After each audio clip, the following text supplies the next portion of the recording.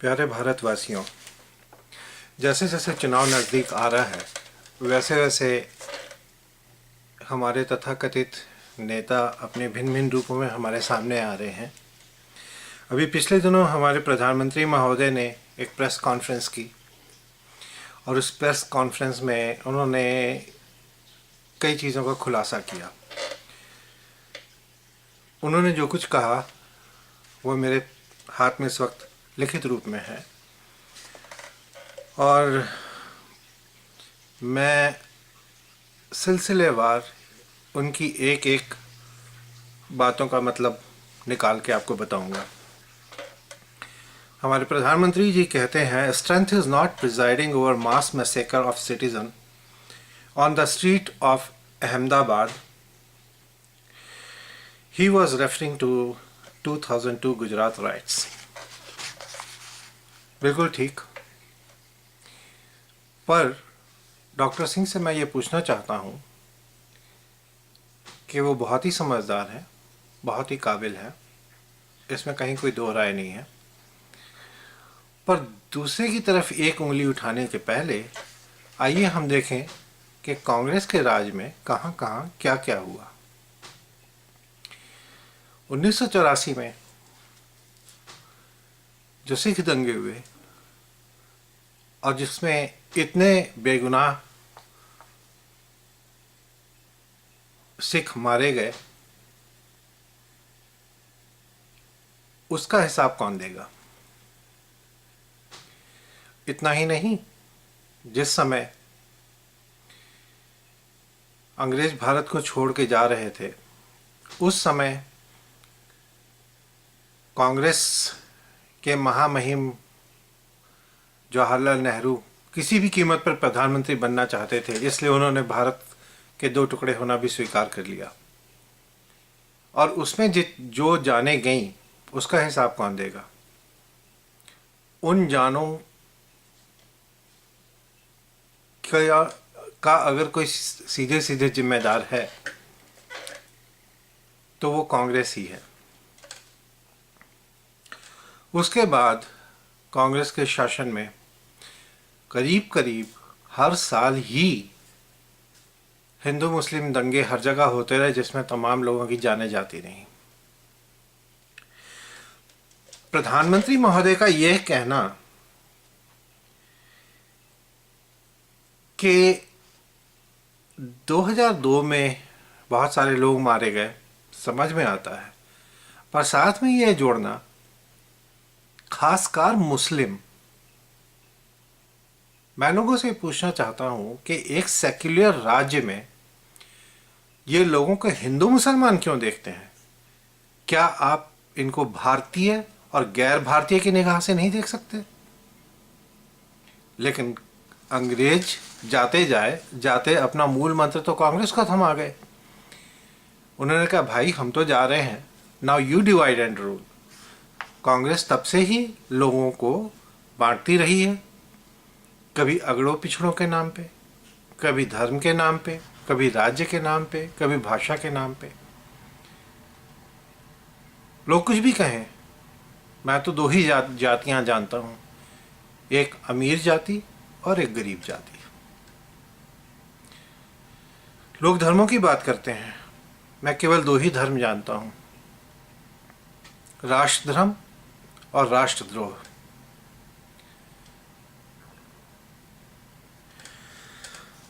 उसके बाद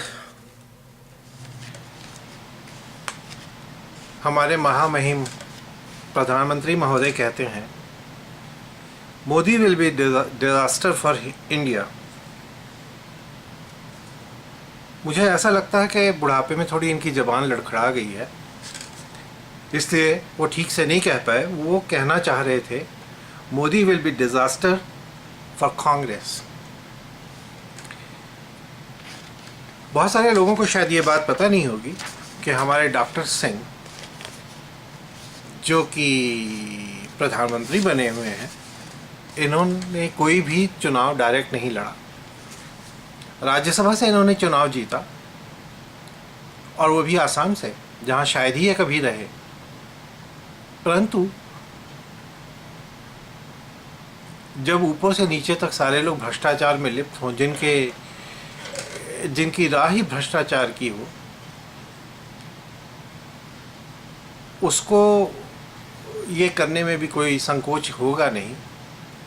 इसमें कहीं कोई संदेह नहीं कि डॉक्टर सिंह निहायत काबिल, निहायत संजीदा और निहायत ईमानदार व्यक्ति हैं। किंतु आपकी वो ईमानदारी किसी काम की नहीं जब वो देश के काम नहीं आए और आप गलत लोगों के साथ हों। महाभारत के युद्ध में कर्ण, सभी जानते हैं कि एक बेहद सच्चा इंसान था, महाबली था, परंतु फिर भी उसका अंत हुआ क्योंकि वो गलत लोगों के साथ में था। गलत पक्ष पे रहने पे अच्छे लोग भी समाप्त हो जाते हैं। हमारे प्रधानमंत्री कहते हैं, without discussing the merits of Narendra Modi. प्रश्न ये उठता है कि भारत की तो सभ्यता और संस्कृति ही ये रही है कि ये अपने दुश्मनों के गुणों को भी पहचानते हैं और उनका आदर करना जानते हैं। लंका विजय के बाद जब रावण मृत्युशैया पे था, राम ये जानते थे कि रावण बहुत बड़ा नीतिज्ञ है, उससे वो ज्ञान लेने के लिए वहाँ गए थे। तो अगर आप मोदी की भर्त्सना करना चाहते हैं तो क्यों नहीं उसके गुणों को आप देखते हैं। कोई भी व्यक्ति संपूर्ण अच्छा या संपूर्ण बुरा नहीं होता। ये तो आपको परिप्रेक्ष्य में देखना पड़ेगा कि ग्लास आधा खाली है, आधा भरा है, थोड़ा खाली है या थोड़ा भरा है। हमारे मनमोहन सिंह जी कहते हैं कि लोकसभा के चुनावों के बाद वो पद छोड़ देंगे।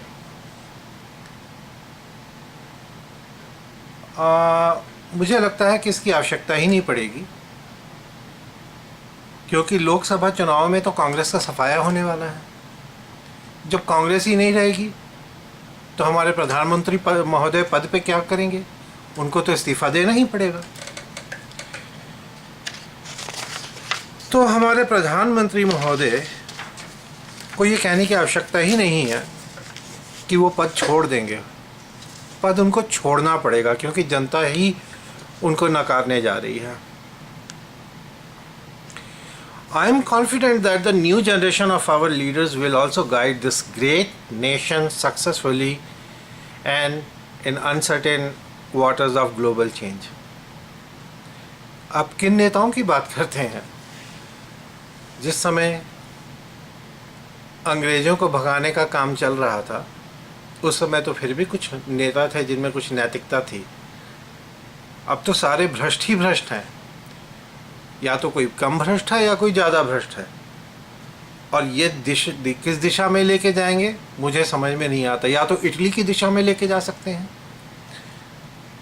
या फिर ये भी हो सकता है कि सबको कहीं भैया चलो स्विट्ज़रलैंड ही चलते हैं, क्योंकि कम से कम स्विस बैंक में हम अपने पैसे तो जमा कर सकते हैं जिसको भारत सरकार नहीं ले सकती।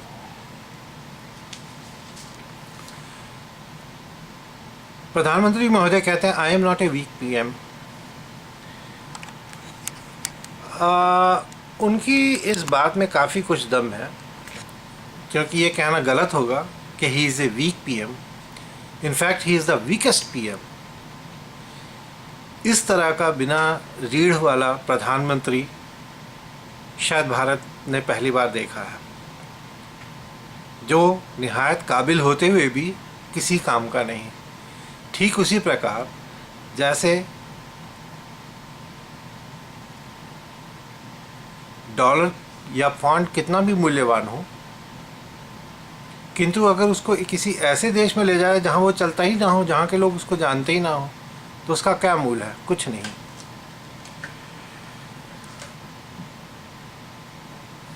हमारे प्रधानमंत्री कहते हैं, we have to make some compromises in coalition government.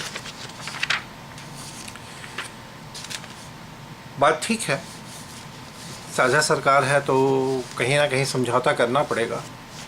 किंतु आपने क्या समझौता किया? आपने देश की तर्ज पे समझौता किया। आपने अपनी गद्दी देखी, उसके बाद देश का हित देखा।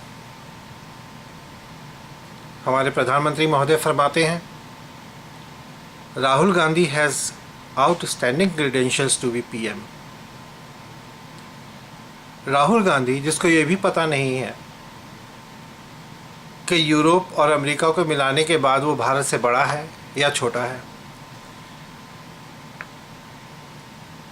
इस दुधमुहे बच्चे को ये भी नहीं पता है कि गुजरात कहाँ है, बिहार कहाँ है, जिसने अभी पालने से पैर ही बाहर रखे हैं, और वो पीएम बन रहे हैं। क्यों? क्योंकि उनके पास एक ही क्रेडेंशियल है कि वो नेहरू ख़ानदान को बिलोंग करते हैं। इससे ज़्यादा उसके पास कोई भी काबिलियत नहीं है। अगर है तो दिखाएं भैया, कहाँ से उसने डिग्री की, डिग्री में कितने नंबर आए, कब बिजली का बिल जमा करवाने गए, कब टेलीफोन का बिल जमा करवाने गए, कब तुम्हें पता चला कि भाई कितने घंटों लाइन में खड़ा होना पड़ता है। जब तुम जनता से वाकिफ़ नहीं हो तो कहाँ से तुम जनता के पीएम बनने के ख्वाब देख रहे हो। हमारे प्रधानमंत्री जी कहते हैं, we have done reasonably well under circumstances. मुझे लगता है बहुत ठीक है। जैसे आपके सेना का जवान का सर कोई काट के ले जाए और आप बेवकूफ़ से खड़े देखते रहें। मेरे ख्याल से अगर कोई नपुंसक भी होगा वो भी एक बार प्रतिवाद करेगा, लेकिन ये जो बुढ़े बुढ़े बैठे हुए हैं सब जगह, इनसे तो प्रतिवाद की आशा ही नहीं करनी चाहिए। ये तो कहते हैं भैया तुम मुझे कुर्सी पे बैठाए रखो, बाकी तुमको भारत ले जाना है भारत ले जाओ, हमारे देश के जवानों का सर काट के फुटबॉल खेलना है खेलो, लेकिन मुझे सत्ता में बनाए रखो भाई। हमारे प्रधानमंत्री महोदय कहते हैं, not made post retirement plans. मुझे समझ नहीं आता कि ये भाई कितनी बार रिटायर होंगे। जब इन्होंने आरबीआई छोड़ा था तब तो ये रिटायर ही हो गए थे। उसके बाद तो ये एक मुखौटा थे खाली, जिसको सोनिया गांधी अपने सामने रख के जनता को बेवकूफ़ बनाती रही कि भाई देखो ये बड़ा ईमानदार व्यक्ति है जो भारत का प्रधानमंत्री है। अब ये है कि इसकी आंखें तो सामने देख रही हैं, इसको तो पता चलेगा नहीं पीछे पीछे से मैं कितने पैसे पार करके और वो स्विस बैंकों में जमा करूंगी, कितना अपना पैसा बढ़ाऊँ, कब मेरा दामाद 300 करोड़ कमाएगा और कहाँ 700 करोड़ का घपला करेगा। कोई चिंता की बात नहीं, क्योंकि डॉक्टर सिंह तो आगे देख रहे हैं, इनको तो पता चलना नहीं है, मैं तो पीछे पीछे से सब पार कर लूँगी। हमारे प्रधानमंत्री महोदय कहते हैं, price rise turn people against Congress. सही बात है, मूल्य बढ़ते गए और इन मूल्यों के कारण भी कांग्रेस आज बुरी स्थिति में है। परंतु डॉक्टर सिंह को ये नियम नहीं पता है। राजनीति का ये नियम कहता है कि prices in any economy is inversely proportional to the character of the politicians. जितना भी राजनीतिज्ञों का चरित्र नीचे गिरेगा, उस देश में आम जरूरतों की चीज़ों के दाम उतने ही बढ़ेंगे। हमारे प्रधानमंत्री कहते हैं, नहीं मैं तो चुप नहीं बैठा था, I have been speaking up. वो गलत कहते हैं। उनको ये कहना चाहिए कि ही वॉज रीडिंग अप, क्योंकि उनके सूत्रधार तो कोई और हैं जिन्होंने लिख के पकड़ा दिया और डॉक्टर सिंह ने पढ़ के लोगों को सुना दिया। ये पहली बार हमने एक ऐसा प्रधानमंत्री देखा है जो जब बोलता है तो उसके किसी भी भाषण में ना तो जोश होता है, ना किसी तरह की उत्तेजना होती है, ना तो वो जनता को ही उत्सुक कर पाता है कि भाई वो सुने आगे क्या होगा।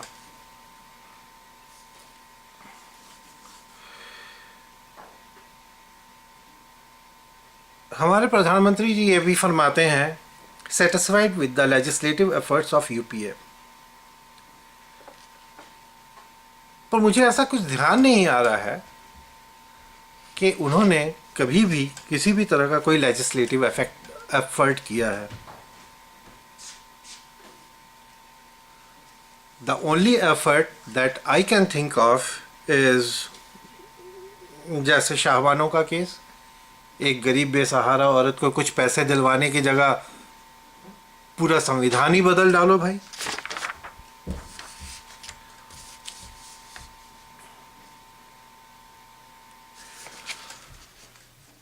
पर इस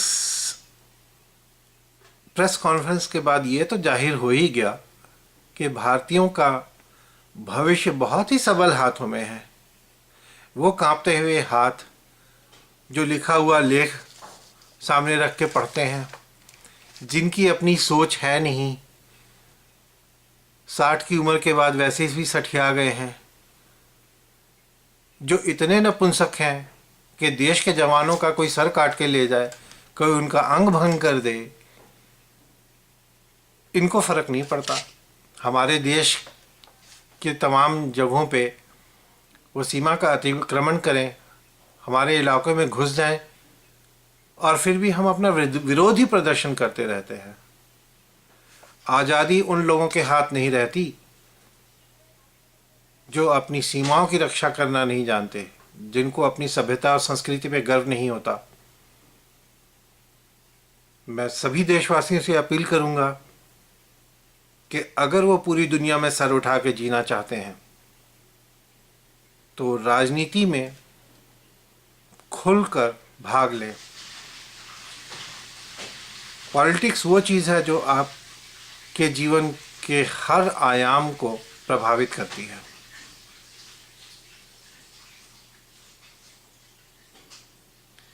धन्यवाद।